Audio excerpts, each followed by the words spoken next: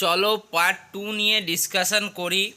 Already আজ সকালে আমি কিন্তু তোমাদের পার্ট 1 WBSCT সেকেন্ড সেমিস্টার স্টুডেন্টদের অ্যাপ্লাইড ফিজিক্স 2 এর ইম্পর্টেন্ট সাজেশান নিয়ে এসছি আমি এই চ্যানেলে। তার পার্ট 1 যেটা MCQ সিরিজ চলছিল, তার পার্ট 1 অলরেডি আপলোড হয়ে গেছে।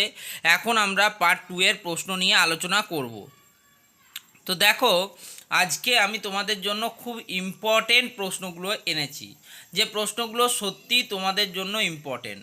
ঠিক আছে, তাই ভিডিওটা শেষ পর্যন্ত দেখতে হবে। যারা ভাবছো ওই 22 সেকেন্ড দেখে চলে গেলাম, তাদের জন্য ওই 22 নাম্বারও তারা পাবে না এক্সামিনেশনে, এটা বলে দিলাম। তো দেখো, শুরু করা যাক। প্রথম প্রশ্ন, আজকের 6 নম্বর প্রশ্ন। If the length of a material is doubled then the value of resistance will B.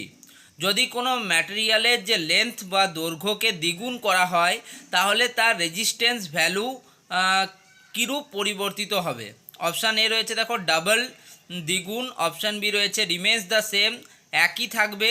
Option C হচ্ছে হাফ, অর্ধেক হয়ে যাবে। অ্যান্ড অপশান ডি হচ্ছে নান অফ দিস, এগুলোর মধ্যে কোনোটিই নয়। তাহলে দেখো আমরা কিভাবে এটা পেতে পারি। আমরা জানি যে রেজিস্ট্যান্স, ঠিক আছে, রেজিস্ট্যান্স, কোনো ম্যাটেরিয়ালের রেজিস্ট্যান্স মূলত দুটো বিষয়ের উপর নির্ভর করে। কি কি? এক নম্বরে হচ্ছে এরিয়া, ঠিক আছে, অ্যান্ড 2 নম্বরে হচ্ছে কিন্তু তার লেন্থ। এই দুটো বিষয়ের উপর রেজিস্ট্যান্স নির্ভর করে। এবার রেজিস্ট্যান্স ডাইরেক্টলি প্রপোর্শনাল হয় কার? লেন্থের সাথে, এবং ইনভার্সলি প্রপোর্শনাল হয় কিন্তু এরিয়ার সাথে। অতএব যদি লেন্থ আমার দ্বিগুণ বাড়ে, যদি লেন্থ আমার ডাবল হয়, তাহলে আমার রেজিস্ট্যান্সও কিন্তু ডাবল হবে। ঠিক আছে, কি বললাম? লেন্থের সাথে রেজিস্ট্যান্স হচ্ছে তোমার সমানুপাতিক সম্পর্ক রয়েছে, ঠিক আছে, এবং এরিয়ার সাথে ব্যস্তানুপাতিক সম্পর্ক রয়েছে। যেহেতু সমানুপাতিক সম্পর্ক রয়েছে, সেহেতু লেন্থ যদি বাড়ে রেজিস্ট্যান্স বাড়বে। যেহেতু এখানে বলা আছে লেন্থ আমার ডাবল হয়েছে, সেহেতু আমার রেজিস্ট্যান্সও ডাবল হবে। ঠিক আছে, এটা জেনে রাখবে, ওই জন্য আমি পুরো লিখে দিলাম। রেজিস্ট্যান্স দুটো বিষয়ের উপর নির্ভর করে, এক এরিয়া এবং 2 হচ্ছে লেন্থ। যেহেতু এখানে লেন্থের কথা বলা হয়েছে, তাই লেন্থের সাথে যেহেতু রেজিস্ট্যান্স প্রপোর্শনাল সম্পর্ক দেখায়, সেহেতু লেন্থ যদি দ্বিগুণ হয় রেজিস্ট্যান্সও দ্বিগুণ বাড়বে। তাহলে আনসার হবে অবশ্যই কিন্তু অপশান এ, ডাবল বা ডাবলড। ওকে, ঠিক আছে, তোমরা অনায়াসে এটাকে টিক মারতে পারো। নেক্সট দেখো দ্বিতীয় প্রশ্ন, আজ এবং 7 নম্বর প্রশ্ন আজকের। The SI unit of luminous flux, luminous ফ্লাক্সের এসআই ইউনিট কি?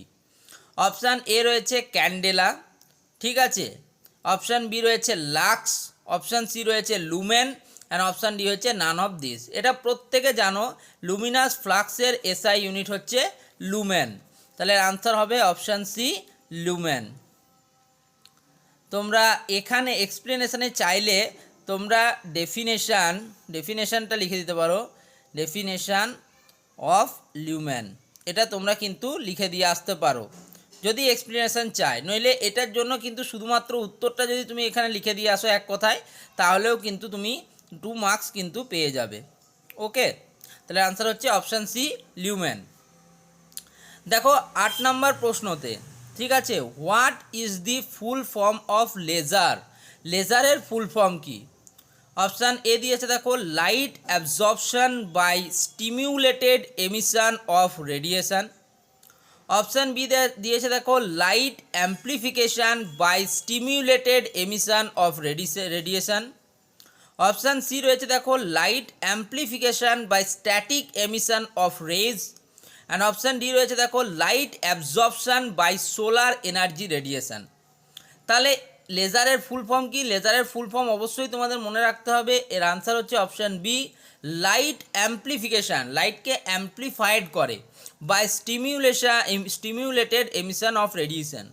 এখানে লিখবে অপশান বি কারেক্ট অ্যান্সারে, এবং এক্সপ্লেনেশনে তোমরা কিন্তু লেজার লিখবে এরকম, লেজার, ঠিক আছে, এবং এই যে ফুল ফর্মটা রয়েছে লাইট অ্যাম্প্লিফিকেশান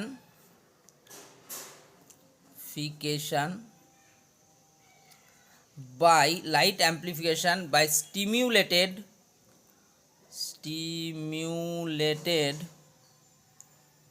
emission of radiation,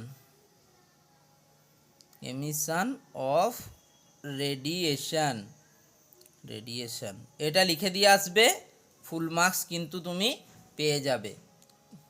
ঠিক আছে, নেক্সট যাব, 3টে প্রশ্ন হলো এবং টোটালে 8টা প্রশ্ন আমরা কমপ্লিট করলাম। এবারে যাচ্ছি 9 নম্বর প্রশ্ন। এবার একটু তোমাদের লেন্স থেকে প্রশ্ন আসুক। ঠিক আছে, প্রশ্ন করছি লেন্স থেকে। কি বলছে 9 নম্বর প্রশ্নটা দেখো, আগে প্রশ্নটা পড়বে তারপরে উত্তর করবে। According to lens makers formula অনুযায়ী, how does the focal length changes if the refractive index of the lens material increases? যদি লেন্স ম্যাটেরিয়ালের রিফ্র্যাক্টিভ ইন্ডেক্স যেটা রয়েছে সেটা ইনক্রিজ করে, তাহলে ফোকাল লেন্থের কি পরিবর্তন হয়? অপশান এ দেখো রয়েছে the focal length increases. Option B রয়েছে দেখো the focal length becomes infinite. Option C রয়েছে দেখো the focal length decreases. And option D রয়েছে দেখো the focal length remains constant. তাহলে এর আনসার অবশ্যই হবে কিন্তু ফোকাল লেন্থ ডিক্রিজ করে। কেন করে সেটা এবারে তোমাদের এক্সপ্লেনের মাধ্যমে বোঝাচ্ছি।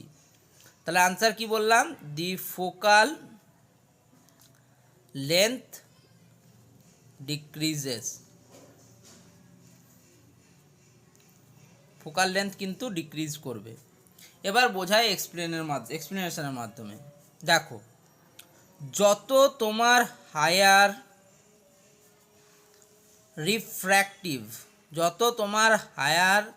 রিফ্র্যাক্টিভ ইন্ডেক্স হবে, সেটা কিন্তু results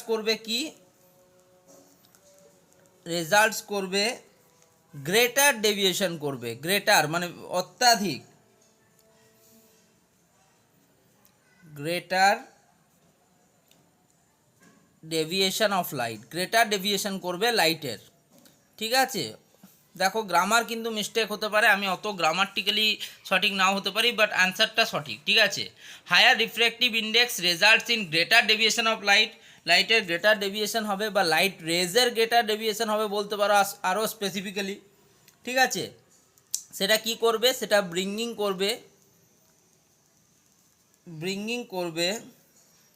bringing them to a focus closer two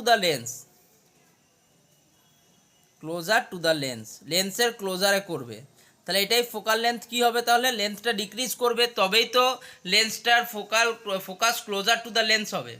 বুঝতে পারলে কি বলছে যে হায়ার রিফ্র্যাক্টিভ ইন্ডেক্স যেটা থাকবে সেটা তোমার ডেভিয়েশন অফ লাইট রেজকে গ্রেটার ডেভিয়েশন করবে এবং তার ফলে ফোকাসটা লেন্সের ক্লোজার হবে। খুব সহজ এবং খুব সুন্দর একটা প্রশ্ন। নেক্সট দেখো 10 নম্বর প্রশ্ন এবং এই পার্ট 2 এর লাস্ট প্রশ্ন। What happens to the focal length of a glass convex lens when it is immersed in water? যখন জলের মধ্যে একে নিমজ্জিত করা হবে। রিফ্র্যাক্টিভ ইন্ডেক্স অফ ওয়াটার 1.33 আমরা জানি। Compare to its focal length in air, তাকে বাতাসে রাখলে তার ফোকাল লেন্থের সাথে যদি আমরা সেটাকে জলের মধ্যে ডোবাই তাহলে তার ফোকাল লেন্থের কি পরিবর্তন হবে? অপশান এ রয়েছে দেখো ইট রিমেন্স দ্য সেম, সমান থাকবে। অপশান বি রয়েছে ইট ইনক্রিজেস, এটা বৃদ্ধি পাবে। অপশান সি রয়েছে ডিক্রিজেস, এটা হ্রাস হবে। এবং অপশান ডি রয়েছে the lens become a plane glass sheet, একটা প্লেন গ্লাস সিটে পরিবর্তন হবে। এর আনসার হবে অপশান বি, ইট ইনক্রিজেস।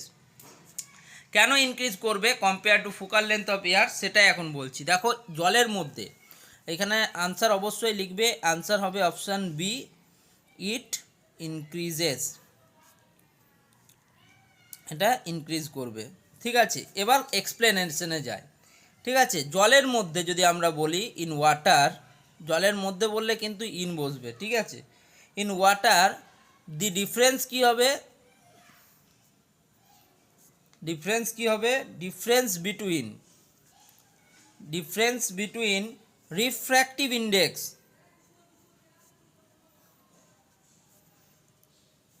বা refractive indices refractive indices of the lens, লেন্সের refractive indices and the medium, এবং মিডিয়ামের মধ্যে, and the medium is smaller, কমে যাবে, is smaller than in air, এয়ারের থেকে কিন্তু স্মলার হবে। সো লাইট বেন্ডস, লাইটটা কিন্তু লেস শার্পলি বেন্ড করবে, লেস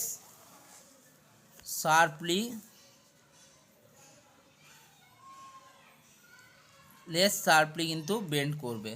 তো যাই হোক, লাইন চলে গেছে, আমি এখানেই ক্লাসটা শেষ করছি। আশা করি তোমাদের কিন্তু এই 5টা প্রশ্ন করিয়ে দিতে পারলাম।